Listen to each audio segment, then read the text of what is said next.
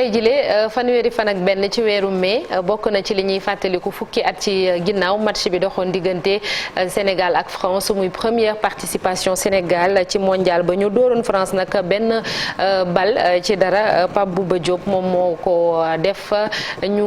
fàttaliku loolu ak yeneen mbir ak Fatou Kiné Deme ci biir témoignage sax di ngeen si dégg doom bu jigéen bu Pape Bouba Diop ñu ànd ceeg Fatou Kiné. Bibo Bourgi Papa Mamadou Pouy Samba Diassé ñooñee ñu jàppoon ni danoo longoo woon ak Karim Wade ci mbirum njuuj njaaj ak luubal koppar bi ñu ko doon jiiñ te ñu tegoon leen loxo fanweeri fan ak benn ci weeru mai atum 2016 ci la ñu leen bàyyim néggandiku kër googee nag ñu tegoon muy àtte ci wàllu ger moo leen ko nanguloon muy cour de répression de l'enrichissement illicite fanweeri fan ak benn ci weeru mai atum 2020 ñuy fàttaliku faatuk George Floyd ci Amérique te ñu rayoon ko askan wépp nag manko di amal ay manifester fu ne état yëpp taxaw fu ci mel ni Chicago Miami New York Los Angeles Philadelphie lu ëpp fukk ak ñaar ci état tëraloon ay couvre-feu ci jamono yooyu wàccee takk der yi ci mbedd yi tey dañuy taxaw ci fanweeri fan ak benn ci weeru mai atum 2002 ak coupe du monde bu football bi amoon ca Corée Japon ca Séoul Sénégal ak France ñoom ñoo ubbi woon yooyee jongante Sénégal dóor France benn bal ci dara France nekkoon championne en titre Pape Bouba Diop moo dugaloon bal ba ci ñaar fukk ak juróom-ñeenteelu simili ba gannaaw bi ko El Hadj Ousseynou Diouf passé bal ba Awa Fatou Rose Diop di doomu Pape Bouba Diop mooy dellusiwaat aslëf ci jaar-jaaru papaam muy baay bu mu naw lool. Le jour, il y a 20 ans, le jour où mon père a marqué un but. Aujourd'hui, je voulais en parler parce que ça me fait du bien. Je trouve que c'est incroyable ce qu'il a fait pour un joueur dans sa carrière, c'est rare. Donc je veux juste vous dire que c'était incroyable, même en voyant cette vidéo. Je trouve qu'il a bien joué, que c'était magnifique et qu'on est fiers de lui. Mon père, il était génial, il était incroyable. J'ai trouvé qu'il était gentil, sympa, il était droit, respectable. Je trouve que mon père, c'est un homme beau et un homme gentil. Mon père est un homme respectable, un homme exemplaire. Tout ce qu'on peut dire sur lui, c'est tout ce qui est gentil. Et c'était émouvant quand j'ai vu que tout le monde regardait et était en tristesse, était pas très bien de voir mon papa, car il trouvait que c'était triste qu'il était parti trop tôt. On est tous du même avis, donc ça fait du bien de revoir cette vidéo pour montrer qu'on l'a pas oublié et qu'il est toujours enfui dans nos cœurs. Moi, mon papa, il était gentil, il était agréable, on peut tout dire sur lui qui était gentil. Toujours été là pour moi, il m'a toujours soutenu dans les moments difficiles et dans les moments pas difficiles. Toujours été là, il a toujours pris bien soin de moi. Mon père me manque, mais en voyant mon frère, je vois qu'il va dans la même direction que lui et je vois qu'il aura le même métier. Il sera meilleur que mon père. Non, pas meilleur parce que lui c'est mon papa, c'est celui que j'aime. Et il sera comme mon père, on espère. Et en le voyant, on sera tous fiers de lui et on le soutiendra. Jelly Jeff, Jelly Jeff.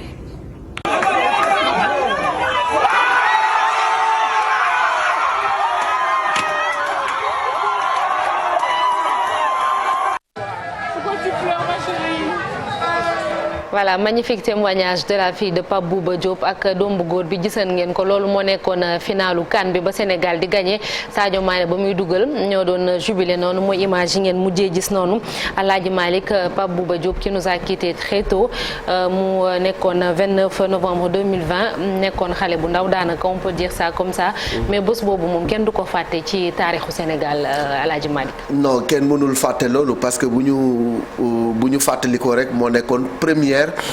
participation Sénégal ci phase finale coupe du monde nekkoon premier match am ngay dajeek équipe bi nga xam ne mooy France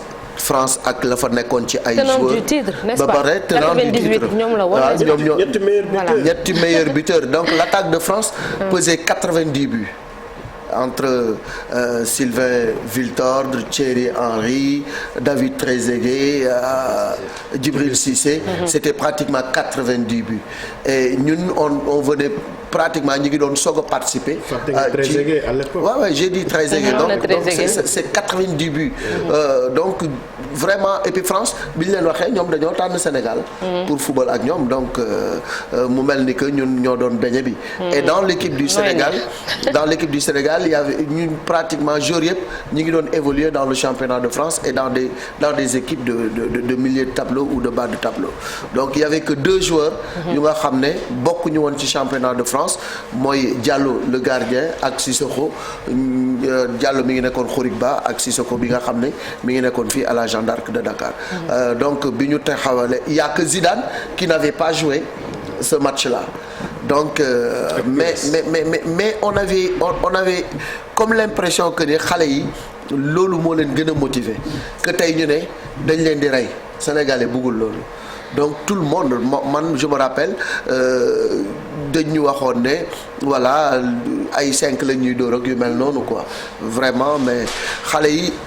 déjà à l'échauffement da nga leen di xool xam ne ñii am na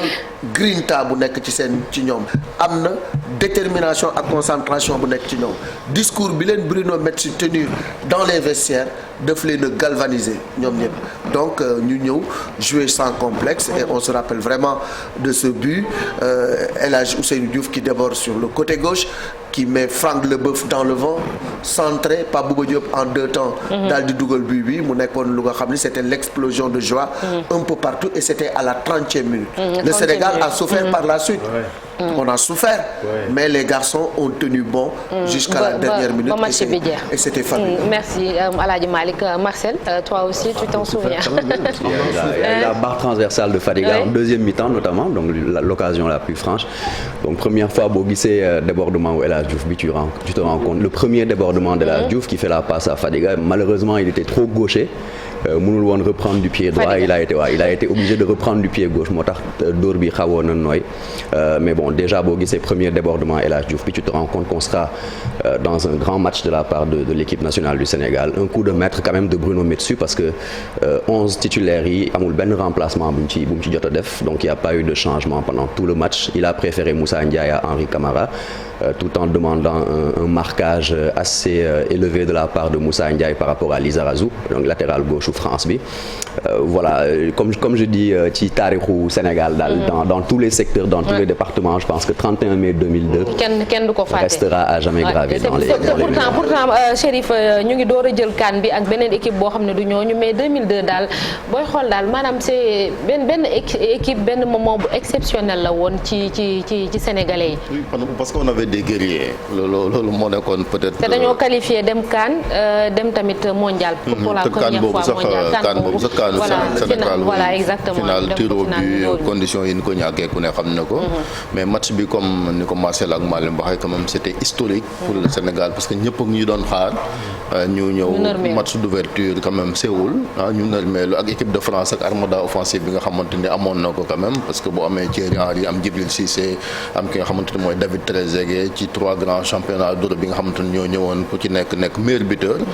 ñun ñu ñëw ak ay outsiders yi nga xamante ni moom la ñu amoon ñi ci des xëy na ñoom El Hadj Diouf ñoo ci nekkoon vice champion France ak ñi nga xamante ni mooy waa Lens sinon quand même ñi ci des ñëpp c'était dans l'anonymat la nekkoon donc ñu ñëw tenir tête à l'équipe de France bii bi première période bi nga encaissé ko mais métti woon na trop mais quand même sérénité bi nga xamante ni moom la joueur yi ànd nag jouer sans complexe El Hadj Diouf gis nga ko mi ngi nii moo nekkoon sax l'homme du match parce que taxawaay bu am solo bi mu fi taxaw en tout cas métti woon nag décalage horaire bi mais gis nga woon ko jour boobu sax c'était un vendredi dañ ko ñàkkante parce que voilà ñu ngi 11h match ba di nga doon xaar match parce que quand même Sénégal a beneen leneen li gën a tax victoire boobu amoon solo d'habitude bu ñu doon seetaan coupe du monde Cameroun lañ daan gis ñuy représenter Afrique wala Nigéria donc Sénégal wala Algérie mais dafa mel ni Nigéria ak Cameroun ñooñu gënoon di kontaan loo donc Sénégal bu ñëwee def exploit bi ni mel yaakaar naa du woon Sénégal mbay capitale yu bëri Afrique fii boo fa demoon dafay mel ni seen équipe nationale je me rappelle titre boobu je sais plus si Soleil la xaw ma bi ñu héroïque donc juste di ñëwaat ci li nga xamante ne moom mooy performance bi def j'ai un ami Mbaye Niang maa ngi koy nuyu au passage ñu doon tooñ souvent quand on parle de Trezeguet da doon wax souvent et voilà Trezeguet a marqué le 13e but pour tooñ nañu France bu leen téye mais après vraiment ils ont créé la surprise. Merci. Et ça a fait plaisir à tout le monde. Merci beaucoup Ibou, ça nous a fait plaisir waa Mame Abdoulaye Wade mi doon anniversaire barki démb voilà léegi il faut ñu